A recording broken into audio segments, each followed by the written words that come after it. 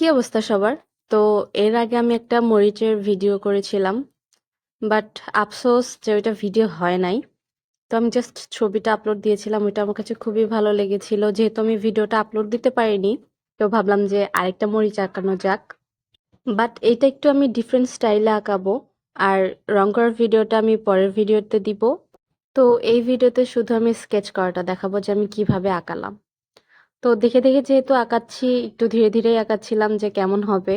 But আউটকামটা আমার কাছে খুবই ভালো লেগেছে। এইখানে আমি একটা না দুইটা মরিচ আঁকিয়েছি। তো দুইটা দুই রকম স্টাইল, মানে আমি একটু কার্টুন ক্যারেক্টার টাইপের একটু করতে যাচ্ছিলাম।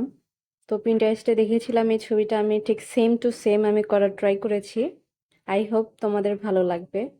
আর নেক্সট পার্টে আমি রং করার ভিডিওটা দেখাবো। তো আমার আইডিটাকে ফলো দিয়ে পাশে থাকো দেখার জন্য।